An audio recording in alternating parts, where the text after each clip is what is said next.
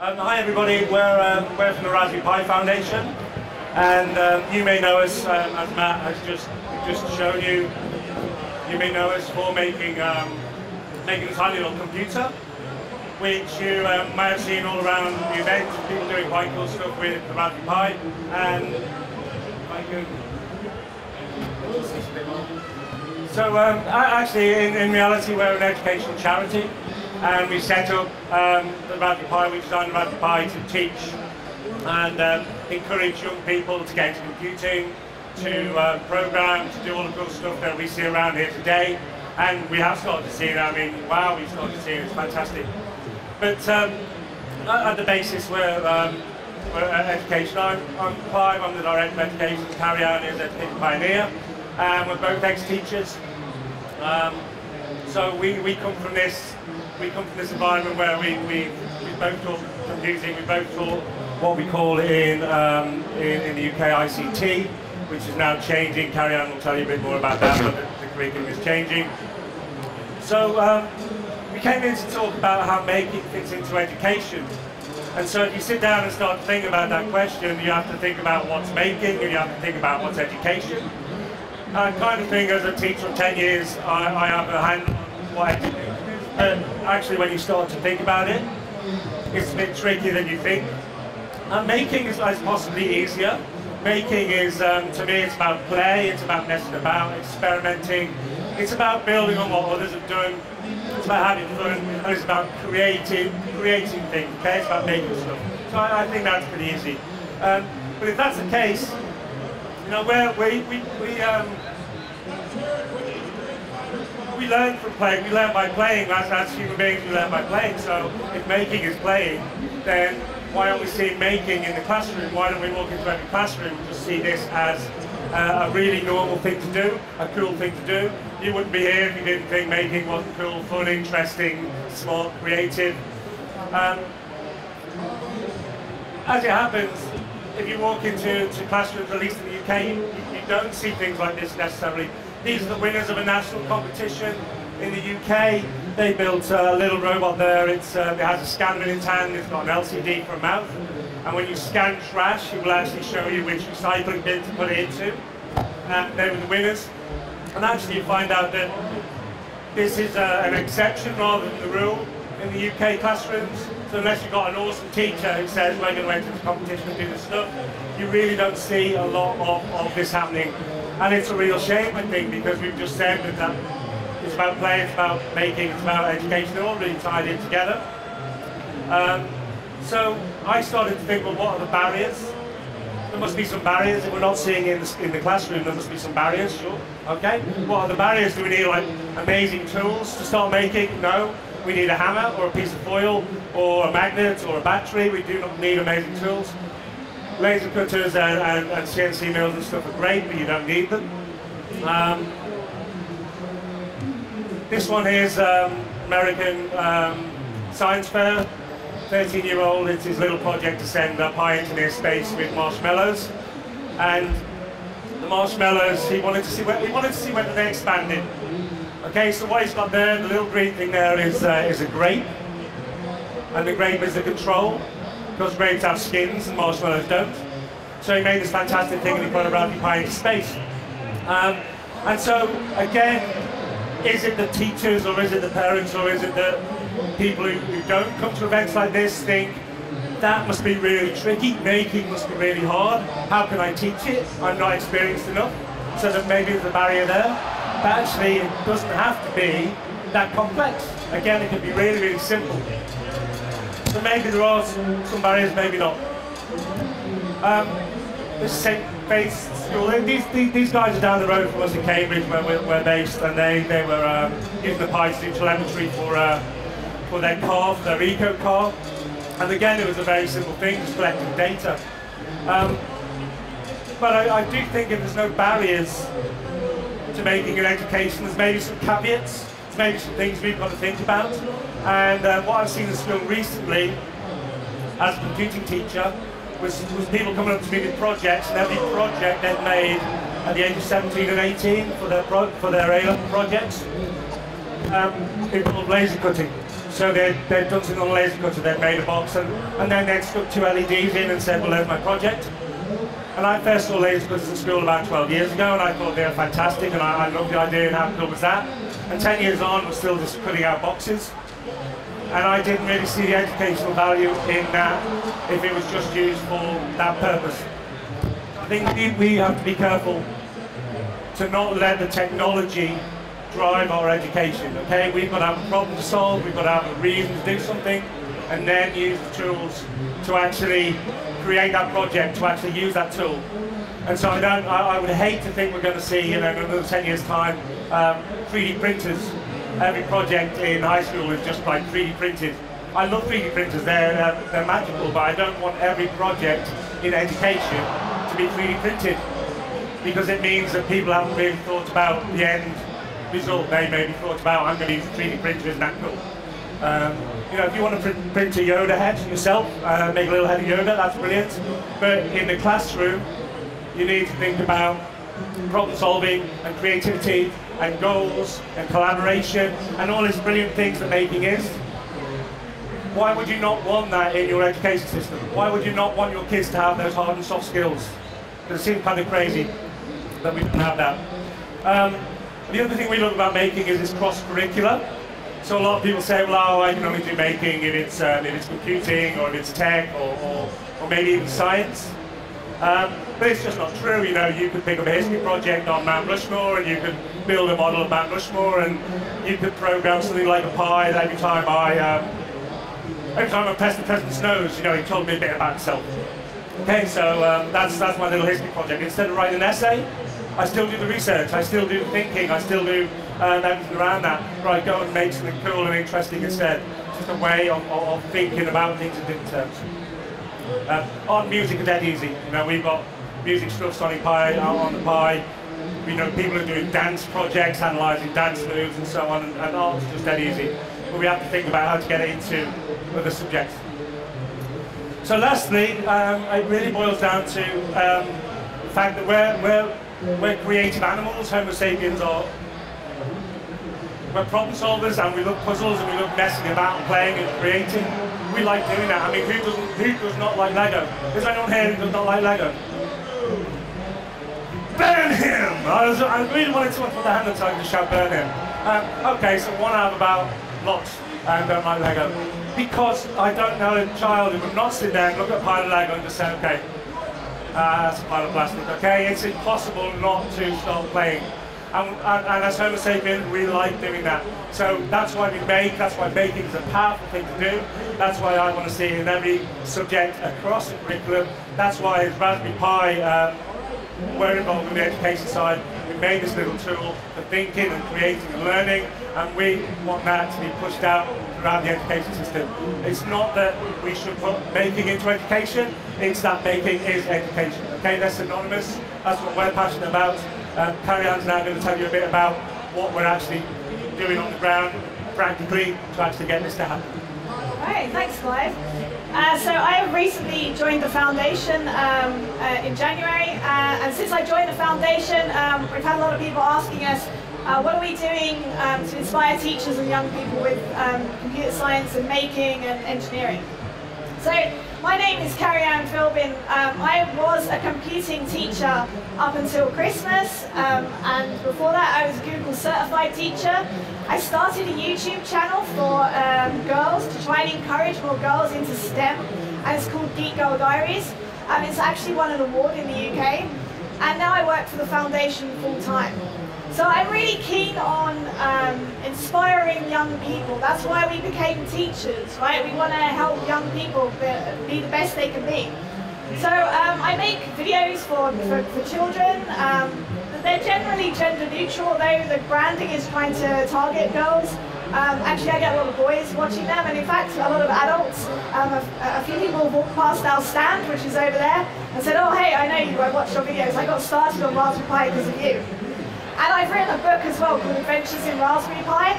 So if you're a young person and you want to get started with Raspberry Pi, or you know a young person, you think like some books are too high level, well, Adventures in Raspberry Pi is specifically for young people. And what's in the book is for that age group, between about 11 to 15, but probably like 8, 9-year-olds could get to grips with it really easily with the help of an adult. It looks like this. Yeah, I should have done that. I wrote a blog post as well for Amazon.com just before we got here. Obviously we've flown over from the UK, so we've been here for about a week. So anything I'm about to talk about, any of the cool stuff, there are links to all of that on this blog post. So don't worry about taking notes. If you just go to Amazon.com, read my blog post, it's all on there. So just before this session, Matt was talking about what a Raspberry Pi is. It's a little computer, I think we know that by now. And often with young people or with teachers, they're always asking us, you know, what is a Raspberry Pi? So something we've done at the foundation is we've started to create these animations.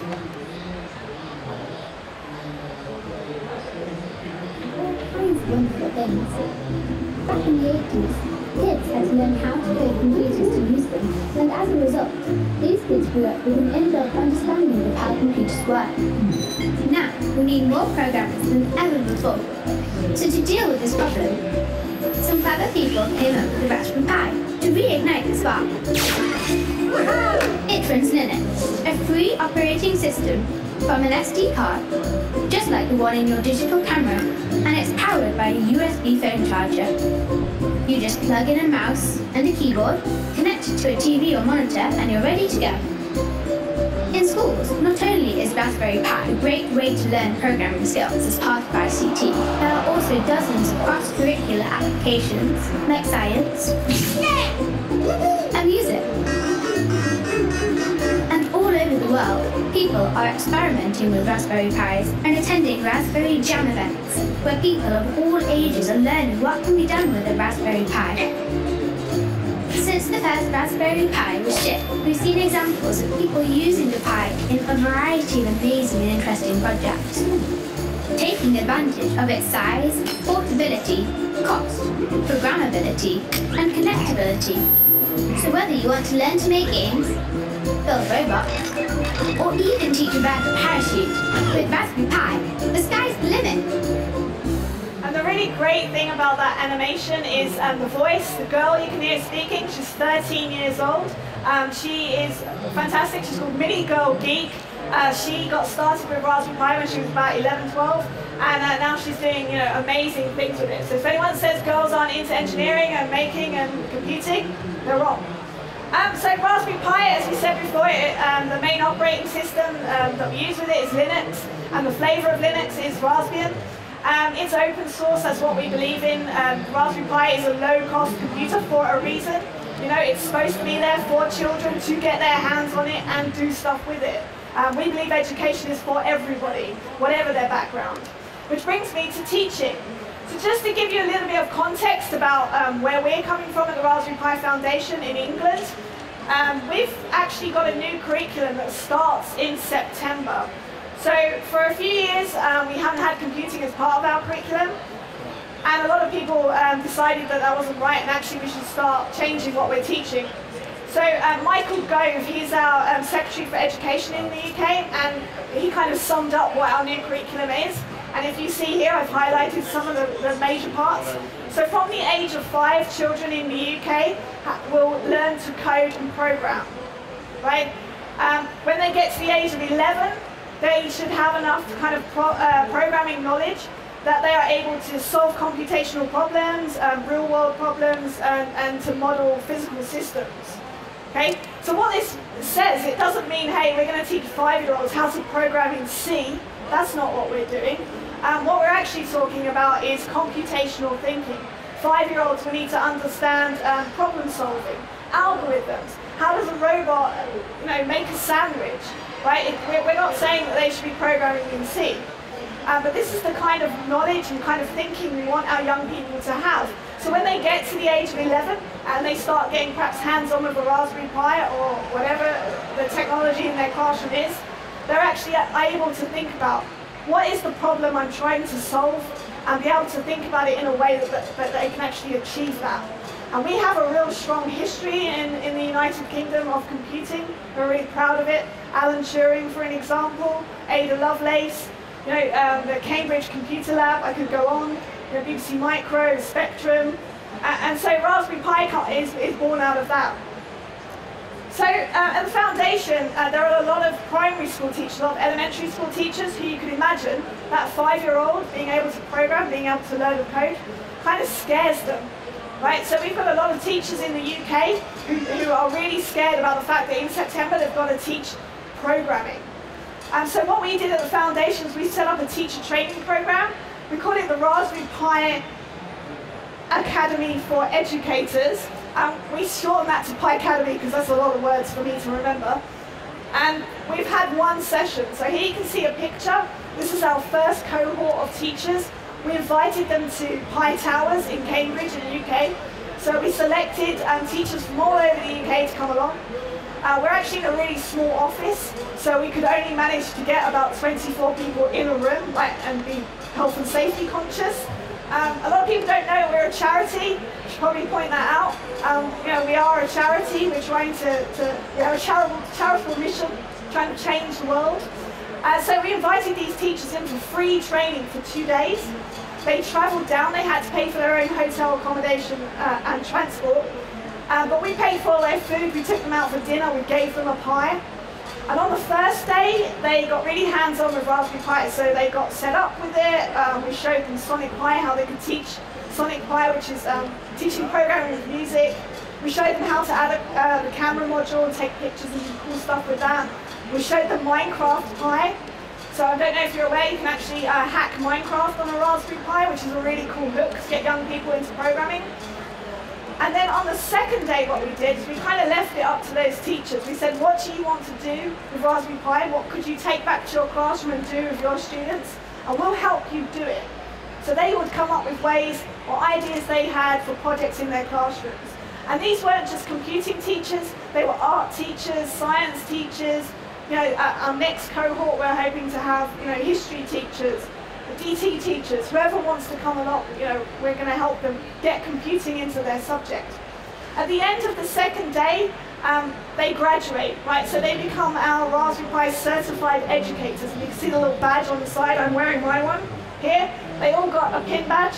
And they now go out into the community. We selected teachers from all over the UK deliberately so that they could be the person of contact in their area. So they could go to other schools and give training, or they could go to events like this and talk, or they could run Raspberry Jam events. And really, our community is the best community in the world. It's really important to us that we continue it. So that's teaching. We've got a section on our website that has teaching resources, lesson plans, 4 lesson plans that I have written that I've used in my classroom that you can go and take and use in your classroom if you want to. That's not the only resources we have though.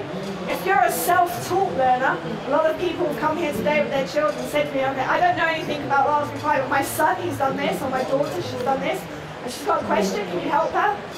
Those types of people, we've got a section on our website called Learn, where we've written resources specifically for them. So if you hit the Learn button, you'll find these tiles. As we go on, we're adding more and more of these. And they're all little tutorials to get you started to learn something. So maybe you want to have an introduction to Python. This is where you go. Perhaps you want to get started with Minecraft Pi. There we go. Perhaps you've never used a Raspberry Pi camera and you want to know how to get started with that. This is where you can go and find that out. But also we have a Make section. So we see this section really is for people who want to make a project, who want to actually build something, make something.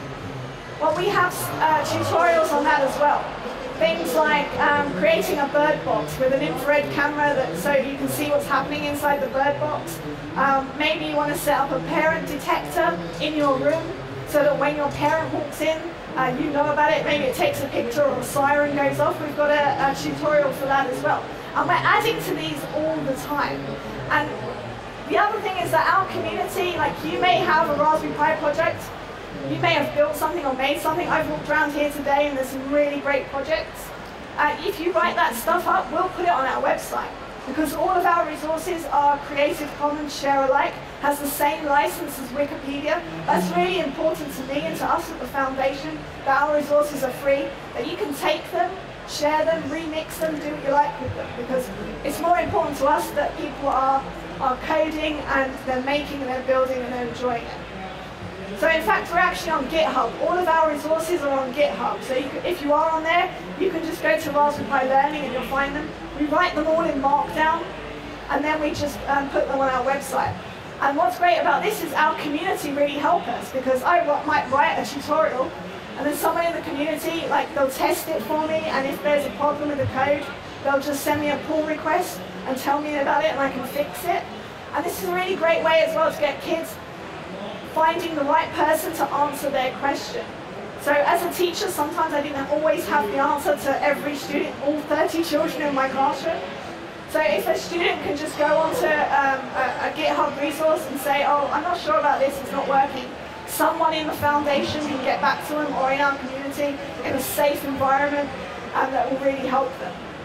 So I'm on GitHub as Miss Philbin. We're all on there if you just go to Raspberry Pi Learning.